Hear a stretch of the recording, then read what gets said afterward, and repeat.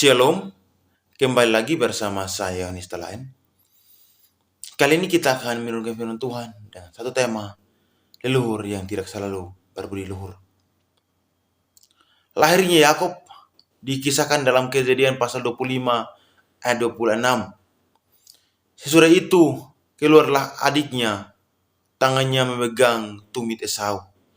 Sebab itu ia dinamai Yakub. Jadi Yakub berarti pemegang tumit. Dan arti tersebut membawa ke artinya yang lain, yaitu penipu. Dalam Hosea pasal 12 ayat 4. Di dalam kandungan ia menipu saudaranya. Yakob membuktikan makna namanya ia beberapa kali.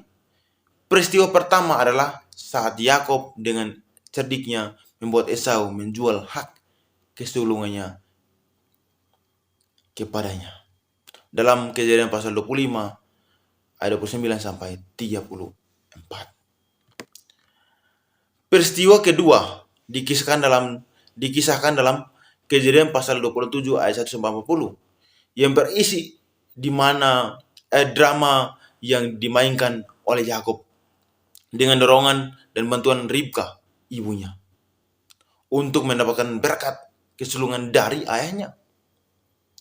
Walaupun sudah dinubuatkan sebelumnya dalam Kejadian pasal 25 ayat 23 bahwa anak yang tua akan menjadi hamba kepada anak yang muda.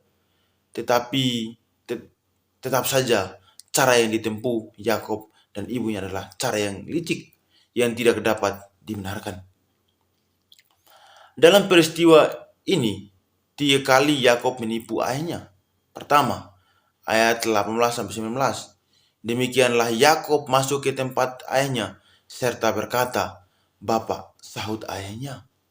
"Ya anakku, siapakah engkau?" kata Yakub kepada ayahnya. "Akulah Esau, anak sulungmu.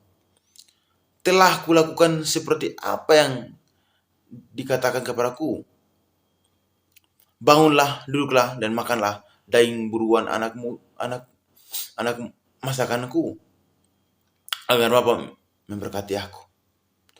Kedua, ayat 20. Lalu Ishak berkata kepada anaknya itu, "Lekas juga engkau mendapatkannya, anakku." Jawab, "Karena Tuhan Allahmu membuat aku mencapai tujuanku."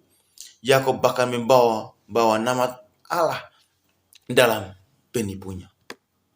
Yang ketiga, dalam ayat 23-24. Jadi Ishak mengenal dia karena tangannya berbulu seperti tangan Esau, kakaknya. Ishak hendak memberkati dia, tetapi ia masih bertanya, "Benarkah engkau ini anakku Esau?" Jawabnya, "Ya." Penipuan Yakob akhirnya mencapai tujuannya dalam ayat 26-27. Berkatalah Ishak ayahnya kepadanya, "Datanglah dekat-dekat dan ciumlah aku, anakku." Lalu datanglah Yakob dekat-dekat dan menciumnya ayahnya. Ketika Ishak menciumnya, bau pakaian Yakob diberkatilah dia.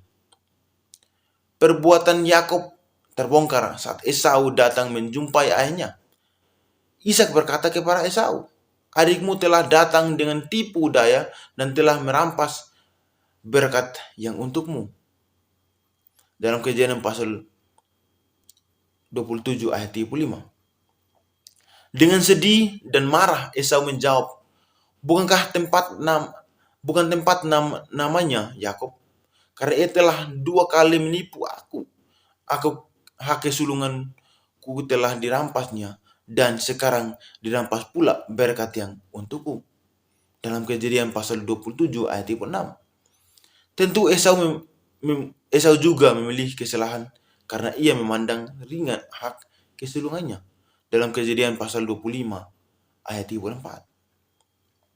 Esau juga mengawini 2 perempuan Het, sehingga kedua perempuan itu menimbulkan kepedihan hati bagi Ishak dan bagi Ribka. Dalam Kejadian pasal 26 ayat 35.